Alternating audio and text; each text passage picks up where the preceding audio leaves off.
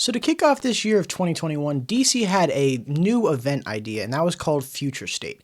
It basically served as a 2-month interlude from the ending of Death Metal to what we have now, which is Infinite Frontier, which is basically at the ending of Death Metal, spoilers, but it's a book that came out a few months ago.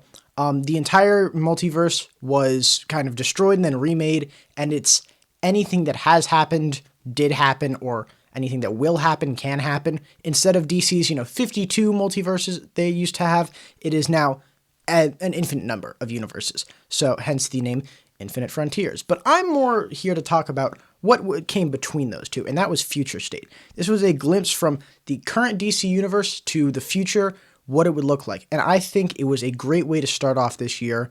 And I just want to get into that because now that we're moving on to Infinite Frontier, I know some people are going to be like, oh, whatever, it's gone. But I think just having this 2-month break where all series were stopped, it was just a great idea, and I really loved it. So I want to talk about what I think made it so good. One of the tiring things about being a comic book fan is just things always returning to the status quo.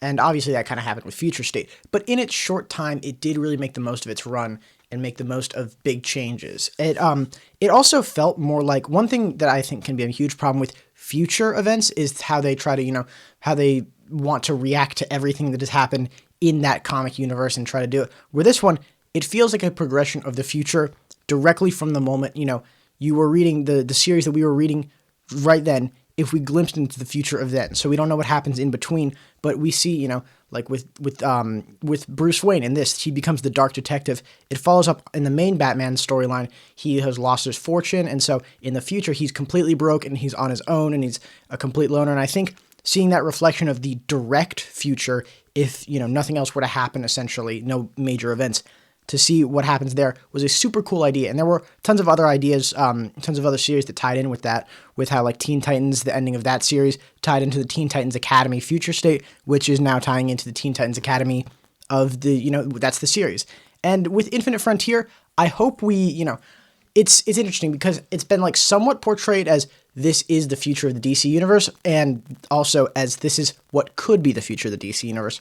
So I kind of hope it's more that what could, and we'll see elements of Future State come back rather than, just trying to rush into it and then we'll like pull out of it again and it might get reset. But I still think seeing the future from the direct current present day was a very fun and unique idea that most other future events don't end up doing. There's also some great characterization in Future State, which I think is really, really key point of it, especially because it's only 2 issues. Take one of my favorite superheroes ever, though, John Kent. He's normally Superboy, but in Future State, he has become Superman. And it's interesting because it's very clearly still the same John Kent, I know and love, that we know and love, because he's got that same, bright-eyed optimism about them, and he's always helpful. Like, you get some great scenes with him, after a government attack on a protest, he goes out and he makes sure everybody there is helped, and, in Superman and Wonder Woman, he, like, every single day, he starts his day, he's like, hey, Metropolis, I'm here to help. And it's such a great character moment. There's so many small moments like that. It's like, yeah, this is him. But we also see the new things of him struggling to be the Superman when his dad is gone. He always is like, is this who I am? I can't be the same person. And I think that is a really interesting way to do it because it's not, like a total character assassination or anything, because he's very clearly the same person we know that we've been reading since he was 10 and then 17 and then now. So having him have to deal with this crazy new world that we haven't seen before and him kind of, being able to bring us in because we know his history, but also having to deal with, the questions of who he is, can he live up to the name of Superman, that kind of stuff. It's a great way to bridge the gap between, the past and the future here in Future State. That's not even mentioning all the great and fun new characters that Future State has brought, like Yara Flor, who I just instantly fell in love with. She's so great, and how she kind of, you come in seeing her, and she's already kind of got this mythology and her own kind of life built up, and we've just barely scratched the surface of that. And then in the future, not Future State, but in the future of us, she's getting a new series in Wonder Girl, I think May, and that's going to be exciting to read because she especially was one of the fan favorite characters, but there are also a ton of other great characters like, these next 2 are like basically new because they haven't done anything really. Like Andy Curry, who is Aquaman and Mira's daughter. She is great, and it's interesting seeing kind of her contrast to Superman, John Kent Superman, with the different parents as superheroes styles, and I think that's a super cool plot line there. And then the new Flash, Jess Chambers, who showed up in the DC Holiday Special for all intents and purposes, though. They're new here, and they are just so great. I love them. I love their costume, and God, I hope they stick around after Future State. I hope they, come back in some sort of way. I mean, I know they'll probably do the thing where, because they were a pretty big character as well, fan-wise, so they'll probably do the thing where, they come back in a lot of multiverse stuff, but I hope they come back for a lot more than just, the big multiverse events, because I love their character and I love their story, so I really hope they, appear a lot more. The unique and really great things I think that Future State had going for it was its unique formatting, because what they did is DC stopped all current ongoing books. Only, I think, miniseries kept going. And then so for these 2 months, there were 25 different miniseries, almost all of which had 2 titles in them. And so for those 2 months, they just put those out instead of the regular books. And I think it was a great choice, both plot telling, storytelling wise, and economically, because it wasn't like, oh, you have to pick up this event and then these times to really understand the event. It was like, no, you can pick up whatever books you want, however many, however few. And if you pick up other books, it can enrich the story, but you will get the full story in any of the books you read. And I think that's a really great and interesting way to do it, because it kind of allowed more freedom for each person. So I know for a lot of people, their Future State experiences were all different from one another. It's like, oh, I read these and you read these. And so we have some, mishmash of books that we both read, but we've also got some different. And I think that really kind of helps bring in the idea of what they were trying to do here, with just so many different stories and different characters that you'll always are going to be able to find one who you really like. But that's not the end of the great formatting decisions, because what DC did here, and it's what they've been continuing to do, is they kind of folded in backup stories into some of the larger books. So yeah, they are a little bit more costly, but you also get a little bit more story, and it's something that helps reflect different ways, such as with Justice League and Justice League Dark. I think that's a great idea to fuse the 2 books together.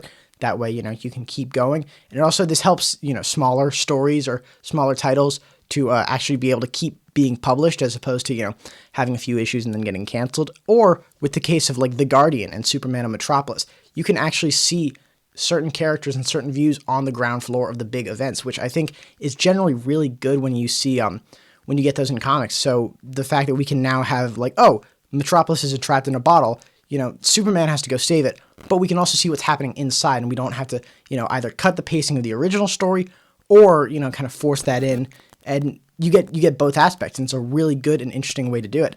And DC's continuing that with their current books, which is very exciting, because it gives more chances for just more stories to be told, first of all, and it also, it just keeps that creative flow going, because you can kind of build into the stories, or you can have that be separate in the backups. So it's a very fun and very good idea that I'm really on board with. Future State was just such a fun event, and I really hope it doesn't, kind of die away here, because a lot of comic events have the tendency to be really important for a few months and while they're going, and then they kind of start going away and never really get seen or heard from again. And I really hope that doesn't happen with Future State, because it's just, there's such good storytelling potential. We saw a lot of new characters that, a lot of the greatest ideas are kind of getting folded into the series now, which I think is really cool. But it's one of those things where I know obviously it's never going to really die, because it's, been so big that obviously it'll come back in multiverse stuff and all that. But I really hope we kind of see more. And we are already seeing a little bit of that. There's there's the new next Batman series, there's the Mr. Miracle series, and there's the Future State Gotham. And while those are cool, I hope we kind of can explore more of the Future State world. Like, I did enjoy the Gotham part, but that's not all that there was. I think there was a lot more to that, and I think, exploring those would be great. Specifically, the Justice League, I really think that was something that should be explored more. Yeah, I hope that Future State can stick around and keep, producing stuff. But yeah, moving on to that, before I end the video, I kind of want to just gush about my favorite series. Obviously, you heard me talking about John Kent earlier, Superman and Metropolis, and I really, really like how he's portrayed in all his series here. It's so fun.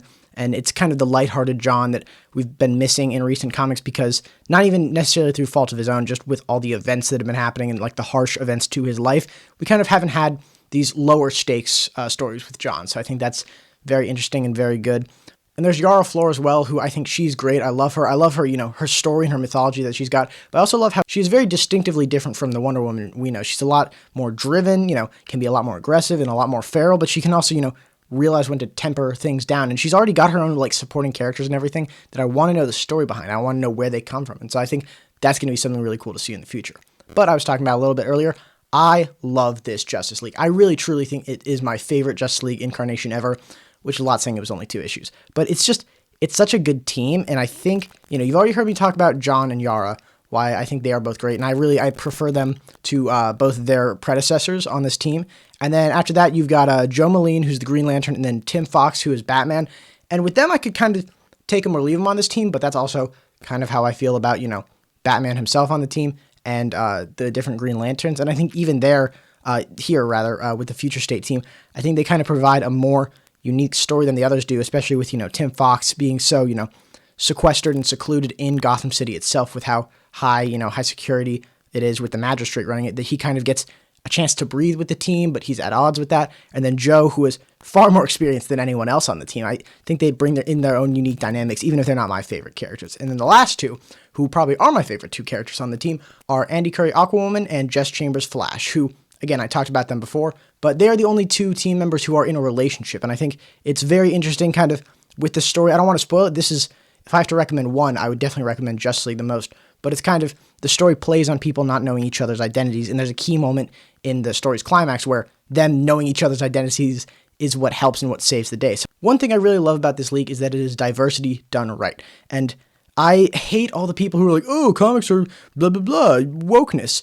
But I also do, because those are always terrible takes, but I also do hate when you can tell a character is put in, or a attribute is put on a character to hit a mark rather than to serve their story. Obviously, it's okay for characters to just have these attributes because, that's who they are. That's totally fine. But you can also tell when an editorial is like, oh, hey, we need someone who's black. We need someone who's gay. And that feels disingenuous. However, here on the team, we've got people of different races, genders, sexualities, and it's really refreshing and inspiring because they're all integral to their characters and who they are as people. And, it's diversity done right, especially with Jess Chambers, the non-binary Flash. They are great and I love them, and it is like a really positive version of non-binary representation in comics done right. And that's the kind of stuff I want to see more of. And that's why I really like this team, because it feels such, like such a good team. And it's not just like, the old school Justice League where it's like, oh, a bunch of white guys, then maybe one woman and one minority, just so we have them. It's like, no, everybody has their role on their team and everybody's got their own histories and pasts and qualities that define them. But it serves to make the story better, and it serves to make the characters better. And that's what I think Future State really nailed in so many aspects. It's just making stories that everyone can read, everyone can enjoy, and everyone can relate to. There were so many more characters here that are not just the old, ones that we saw and they were been around since the 70s, that way everybody could kind of have someone they know and everyone they can relate to in these stories. I think that's what really stuck out to me about Future State, and I think that's why I like it so much, is it shows stories for everyone. And I'm really hoping Infinite Frontier will keep up that pace, and I do have good confidence after how good of a showing Future State was that that's what's going to happen. So I'm very much looking forward to the future of DC right here. Future State may be over now, but I am not going to forget what happened with it as we go into Infinite Frontier. I enjoyed it so much, and I think it was a great storytelling idea. It was a great, artistic idea, formatting idea. So I'm looking into the future with hope with Infinite Frontier. But, I don't know how it's going to turn out yet, but I am excited for the future. And if you want to know more about it, stick around this channel, hit subscribe, because I'm going to be talking about these books as they come out. Please like the video if you enjoyed it. Let me know what your thoughts on Future State were and what your favorite series from Future State were down in the comments. And until next time, goodbye.